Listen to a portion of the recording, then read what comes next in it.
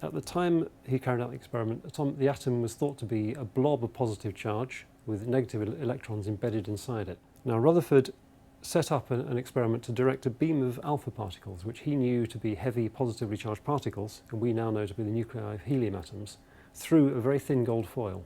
The brass can in the centre of the picture contains a small americium-241 source producing alpha particles. Most of the particles are absorbed in the brass. There is a small opening producing a beam of alpha particles.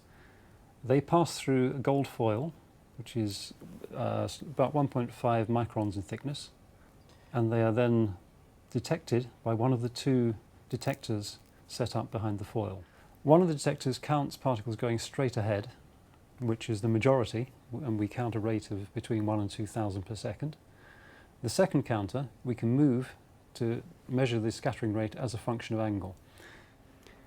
Now, the experiment that he and his colleagues carried out was very laborious. It involved them sitting for hours in a dark room, holding a tiny fluorescent screen and looking just by eye for flashes of light on the screen. We've replicated that with modern detector technology.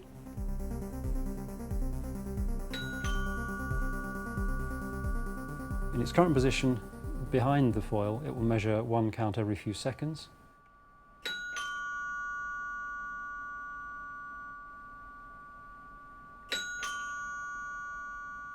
As Rutherford deduced, most of the gold atom's empty space, so the alpha particle just goes straight through, doesn't see anything, and goes through in a straight line.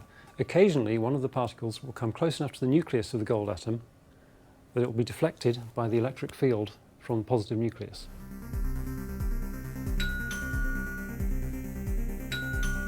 If it comes at a glancing blow, it will be deflected through a small angle. If it hits it head on, it will just bounce straight back.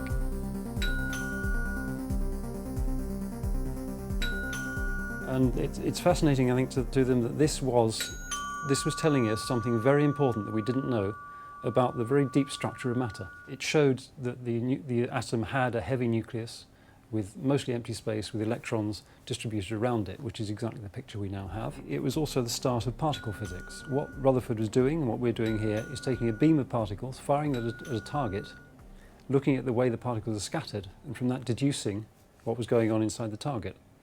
And 100 years ahead, we now have the Large Hadron Collider, where we do the same thing. We fire a beam of particles at a target. In that case, the target is another beam coming the other way. We look for the particles being scattered out of that collision process and try to deduce what was going on in the collision from the behaviour of the scattered particles. And all that comes from Rutherford's original idea of firing a beam at a target.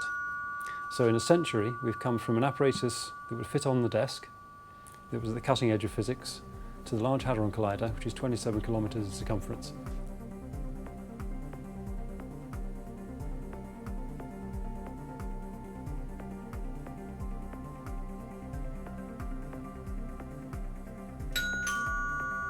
What was happening was that the alpha particles were going through and missing the nucleus, because the nucleus is extremely small and the atom, by comparison, is very big. So it's almost all empty space. And we had to wait a long time before one of those alpha particles hit the nucleus almost head on and bounce back into our detector.